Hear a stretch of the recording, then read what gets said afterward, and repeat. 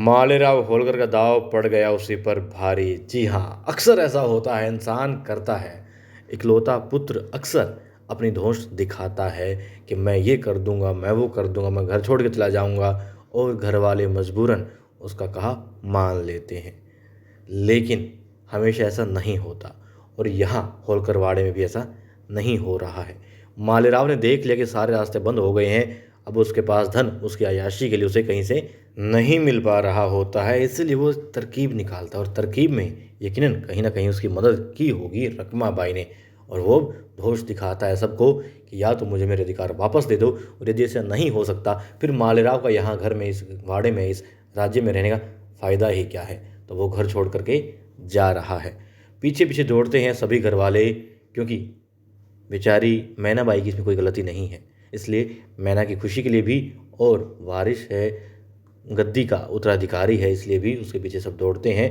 मल्हार राव सूबेदार जी दौड़ रहे होते हैं, मालेराव रुक जाओ, रुक जाओ, रुक जाओ बेटा, रुक जाओ। मगर मालेराव नहीं रुकता। वो कहता है आखिर फ़ायदा ही क्या है दादाजी इस घर में रहने का। कहते हैं कि सोच लो एक बार फिर से, और आखिर क्यों जा रहे हो।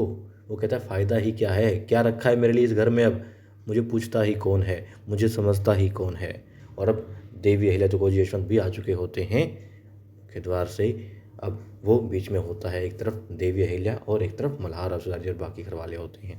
और वो कहता है सबको अपने पलड़े में लाने के लिए कि नहीं दादा साहेब, वो यहाँ नहीं रुक सकता है, क्योंकि उसके लिए कुछ भी नहीं बचा है। सब उसके लिए पराये हो गए हैं, या वो सबके लिए पराया हो गया है, तो फिर यहाँ कैसे रह सकता है।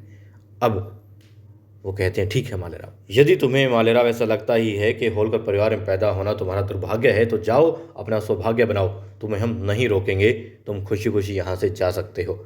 और उस वक्त वापस आना यदि तुम अपने आप को मालेराव होलकर साबित कर पाओ, अपनी कुछ पहचान बना पाओ। लेकिन इस पहचान में, अपने आप को साबित करने में कहीं से भी होलकर ख़ानदान का नाम नहीं होना चाहिए, होलकर परिवार आधार नहीं होना चाहिए। तो जाओ, अपनी खुशियाँ ढूंढो, तलाशो, और अपनी पहचान बनाओ। अब देवी अहिल्या, मैनाबाई दोनों बेहाल हो रही होती हैं कि आखिर किसी का बेटा, किसी का पति यहाँ से जा रहा है रूठ करके, सदा सदा के लिए घर छोड़ करके। कैसे वो बर्दाश्त कर सकती थी। बहुत, मतलब उनके ऊपर भी अभी दुखों का पहाड़ टूट पड़ा है। लेकिन मल्हार राव सूबेदार जी समझ चुके हैं कि मालेराव यूँ सुधरने वाला नहीं है।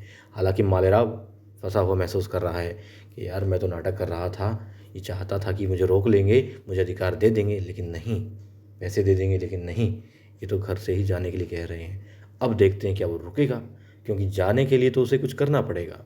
जाएगा तो करना पड़ेगा, मगर वो कुछ करना ही नहीं चाहता। वो सिर्फ ऐश करना चाहता है, और ऐश तभी मुमकिन है जब वो होलकर परिवार में रहे, होलकर महल में रहे। तो उम्मीद है कि वो नहीं जाएगा, और यदि जाएगा तो क्या कर पाएगा, क्या अपनी पहचान अलग से बना पाएगा, जैसा कि मल्हार राव सूबेदार जी ने कहा।